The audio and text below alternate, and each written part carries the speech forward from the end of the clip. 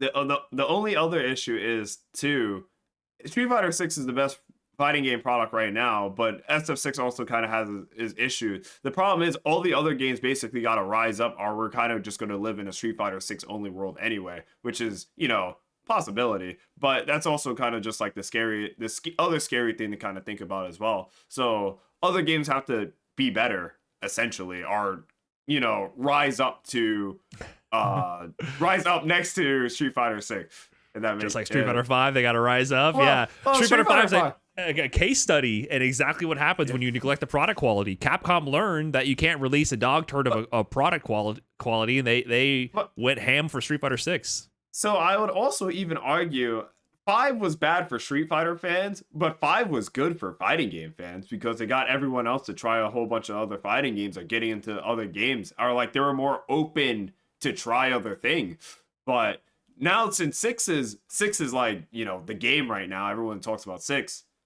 6 is good for Street Fighter fans, but I think it would be bad for fighting game fans because like other people are kind of like iffy. Oh, I might as well just play 6, right? Right. So all those problems stem as well. Yeah, but that's still, I agree with that overall, but that's still fighting over the same crumbs. You know what I'm saying? You're divvying up the same crumbs of an audience because even if you shifted over a portion of the 100,000 of people playing a Street Fighter title to other different games, how do you grow the whole pie? That developers have been focusing on competing with each other for crumbs instead of growing the whole pie. Street Fighter 6 has taken the first big move to grow the pie, and that's why it's going to cannibalize the rest of the genre until another developer steps up and actually competes with them on the product quality front. That's where we need the competition. Hey, Giuna, I think Giuna made a tweet about this as well, but I think if every fighting game player just played one game, I think we would have more players in Deadlock. The problem is we have so many other options. I don't even know if that's true, dude. I don't even know if that's actually true.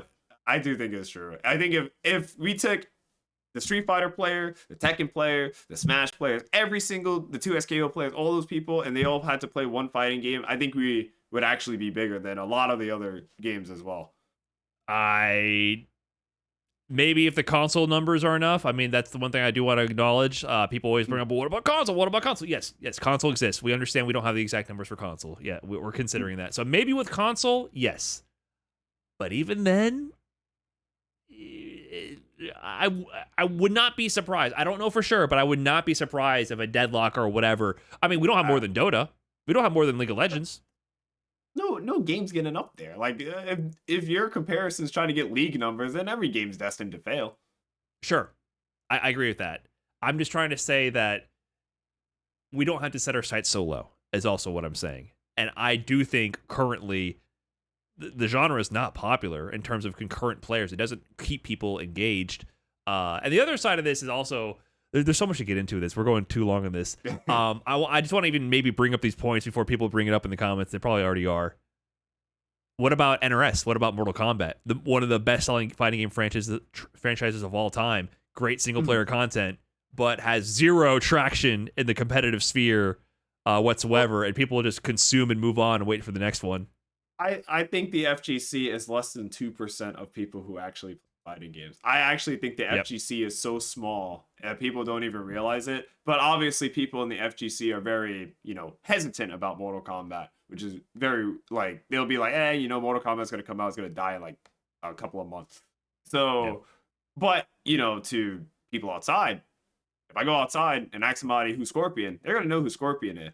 If I go outside and ask them what a Blaze Blue or Guilty Gear is, they're not gonna know what I'm talking about. They're gonna think I'm a weirdo. So I think it's for that kind of argument. I do think people are just being kind of weird, but I do think fighting games are bigger than people say they are. But it's just the FGC being weird about it, and the FGC is small, and people just associate fighting games with the FGC.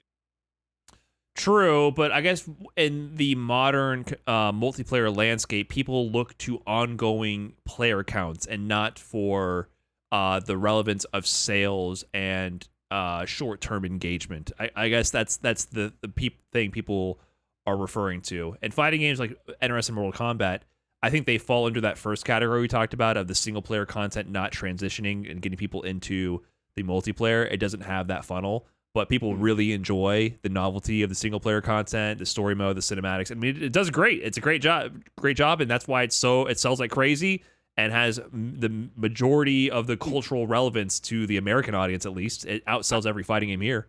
I think so many people just want to buy a fighting game.